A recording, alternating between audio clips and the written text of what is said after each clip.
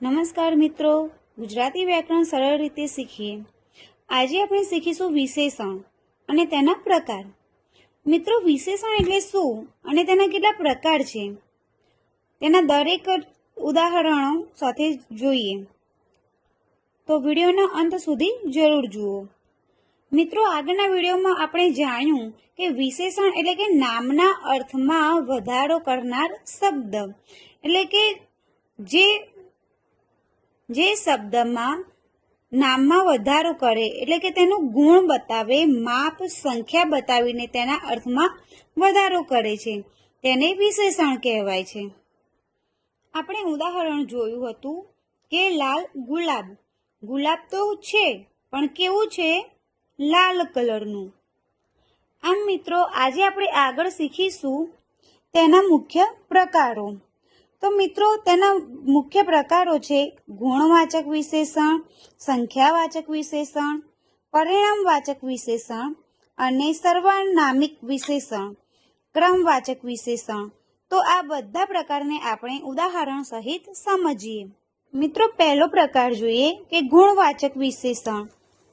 ગુણવાચક વિશેષણમાં જે શબ્દ નામનો ગુણ, આકાર કે રંગ બતાવે, દાખલા તરીકે હોશિયાર, આ છોકરો હોશિયાર છે.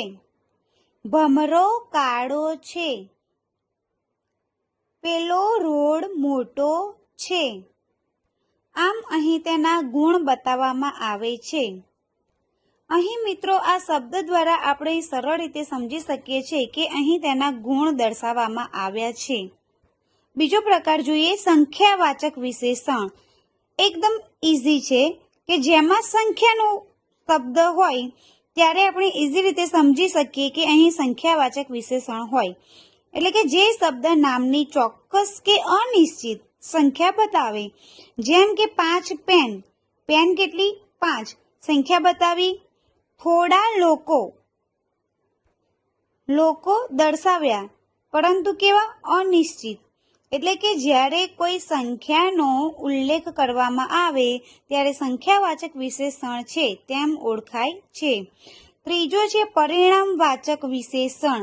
પરિણામવાચક વિશેષણમાં જે શબ્દ નામનું માપ કે જથ્થો બતાવે છે, એટલે કે એના ઉદાહરણ જોઈએ અહીંયા કે 2 કિલો ખાંડ, થોડું દૂધ. અહીંયા સંખ્યાનો ઉપયોગ નથી કર્યો, પરંતુ જથ્થાબંધ બતાવવામાં આવ્યો છે. આગળનો જોઈએ પ્રકાર સર્વનામિક વિશેષણ, એટલે કે જે સર્વનામ વિશેષણનું કામ કરે છે. આ ચોપડી પેલી સ્ત્રી જેવું વિશેષણ લાગે છે.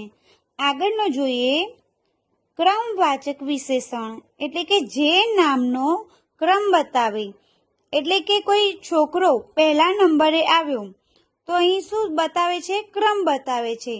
પહેલો, બીજો, ત્રીજો ક્રમ છે. 5મો વર્ગ. મિત્રો, એકદમ સરળ રીત તમને બતાવું અહીંયા કે કેવો, કેવી, કેવું જેવા શબ્દોનો ઉપયોગ થાય ત્યારે ગુણવાચક વિશેષણ છે. કેટલા, કેટલી જેવા શબ્દ આવે ત્યારે સંખ્યાવાચક વિશેષણ દર્શાવાય છે. કેટલું, જ્યારે કેટલું શબ્દ વપરાય ત્યારે પરિણામવાચક વિશેષણ છે તેવી રીતે ઓળખી શકાય. કયો, કઈ, કયું જેવા શબ્દો આવે ત્યારે આપણે સમજાય કે સર્વનામિક વિશેષણ છે. તો મિત્રો, આજે આપણે વિશેષણ અને તેના પ્રકારો સરળ રીતે શીખ્યા છે.